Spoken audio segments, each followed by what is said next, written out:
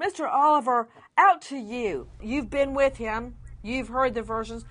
At this juncture, what is his version? And I'm not saying there were different versions before. I just want to get his story. You're his friend. Tell me his story. I don't want to hear it from a reporter. I don't want to hear it from reading something. I want to hear it from you. You're his friend. Go ahead. What happened? Well, his version of the story is what was published yesterday by the Orlando Sentinel. And Nancy, I think you'll agree that part of the problems of this story is not only the Sanford police investigation, but how the story's been covered from the very beginning, with the stories that George Zimmerman is white. He's not white. He's a Latino male. And it's just snowballed from there. At the beginning of your story, Nancy, at the beginning of your story, he was characterized as being 70, 80 pounds heavier than Trayvon. Not only was George shorter than Trayvon, he weighs about 170 pounds. Okay, because we were told he weighed about 250 pounds. And that information came from his arrest in 2005, which was publicized when people were looking into his background. They just said he was arrested. You can get his dimensions on that. They didn't say what he was arrested for, which was for. Let me finish. He was arrested for coming to the aid of a friend. Because it was never said on this show that anybody's white, that anybody's African American. That hasn't even been talked about on my show. But I'm saying the media reports in general. This. Well, you're right. You're right, Oliver. Now, one thing that has got everybody in an uproar, in addition to the shooting, is now they've got the feds to enhance it, but I can hear Mr. Zimmerman with my naked ear say, first, all these assholes get away, and two, I hear him say, I heard that. Okay, I don't need NASA to tell me what I heard. I don't need a reporter. I heard it.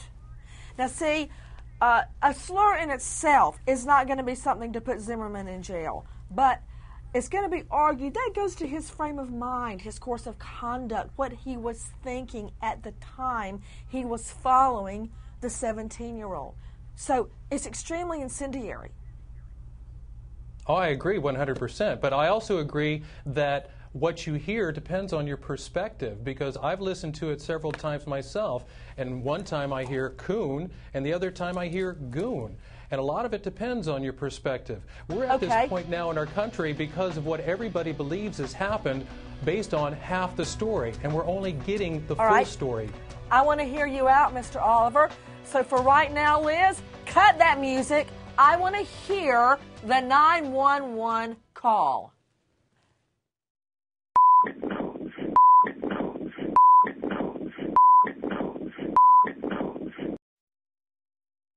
They always get away. This guy looks like he's up to no good, or he's on drugs or something. Something's wrong with him. Yeah, he's coming to check me out. He's got something in his hands. I don't know what his deal is. Are you following him? Yeah. Okay, we don't need you to do that. Okay. To Joe Oliver, Mr. Zimmerman's friend, Joe Oliver, I know you heard that playback I played for you. Now, I could hear it. And again, while I don't condone it, he's not going to go to jail for a slur. You don't go to jail. You can say whatever you want to in this country. No, I understand, but knowing George Zimmerman, I am finding it hard to believe that it was a slur. Like I said, I've listened to it many times, and one time I hear one thing, another time I hear another. I think it's all based upon your perspective. But on the 911 call, the call to the police dispatcher, two things I'd like to point out. You heard George said, first of all, he's checking me out.